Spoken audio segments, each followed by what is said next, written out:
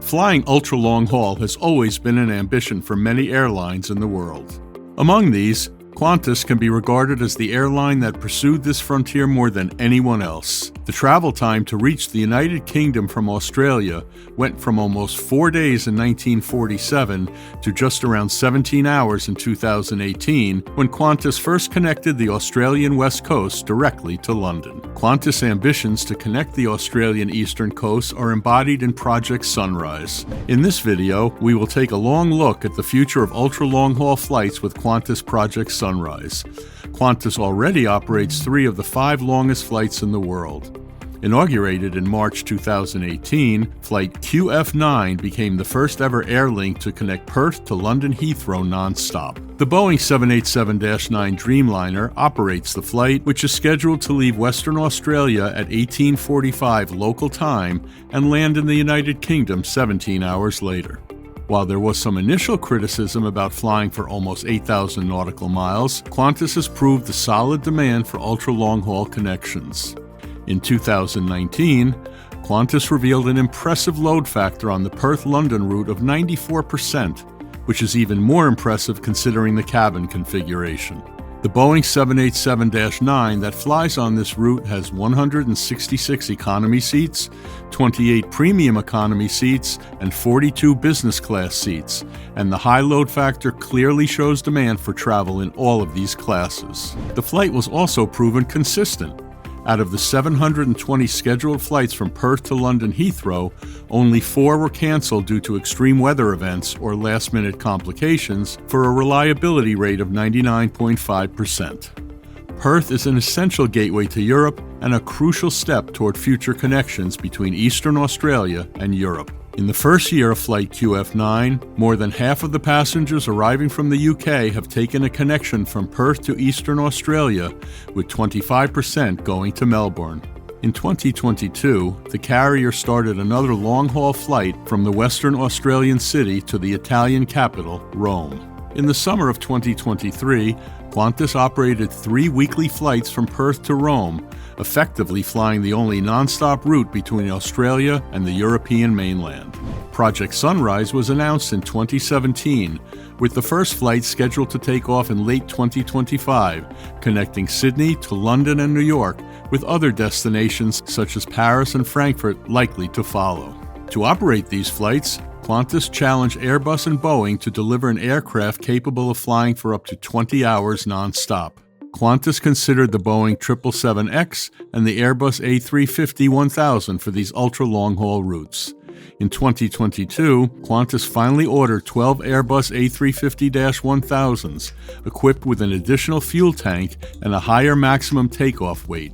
For more than 100 years, Qantas has been at the forefront of transforming the way the world travels, particularly through direct flights, Qantas Group CEO Alan Joyce said in a statement. The cabin of the Airbus A350-1000 was unveiled in June 2023. The aircraft will be equipped with 4 different classes of travel. The 6 first-class suites will feature a recliner lounge chair, a separate bed, and a 32-inch 4K TV. The business class cabin has also been refreshed, with personal sliding doors, wireless chargers, and more storage available. The premium economy cabin will feature 40 seats with an individual pitch of 40 inches and large privacy headrests, while the 140 economy class cabin seats will offer a 33-inch pitch. Finally, the aircraft will offer a large well-being zone between premium economy and economy cabins. The Sydney to London flight is scheduled to be the longest commercial flight ever, and it is remarkable that Qantas still decided to include a larger economy class cabin on such a long journey. The first of the 12 Airbus A350-1000s is scheduled to join Qantas' fleet in 2025. A few weeks ago, Qantas ordered an additional 12 Airbus A350s and 12 Boeing 787s to replace their A330s and A380s, with deliveries starting in 2027. While the future sounds exciting for Qantas, the ultra-long-haul frontier will bring some unprecedented challenges. Ultra-long-haul flight is only possible with the current generation of twin-aisle aircraft. Airliners such as the Boeing 787 and the Airbus A350 boast a significant weight reduction thanks to the extensive use of composites in key structural components such as the fuselage and wings. The Airbus A350-1000 features a maximum takeoff weight of 316 tons, a more than 60-ton reduction over the Airbus A340-600.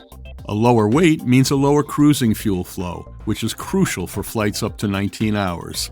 These airliners also use more fuel-efficient engines, with the Rolls-Royce Trent XWB contributing by 15% to the overall 25% fuel burn reduction on the A350. To address some of the potential issues of the long haul, in 2019, Qantas operated 3 ULR flights to investigate the passengers' and crew's health and well-being. The airline rerouted 3 new Boeing 787-9s to replicate the real New York to Sydney experience. Due to weight limitations, only 40 people were allowed on the flight, including passengers and crew. The passengers were fitted with special wearable sensors to monitor sleep patterns, food and beverage consumption, movements, and in-flight entertainment.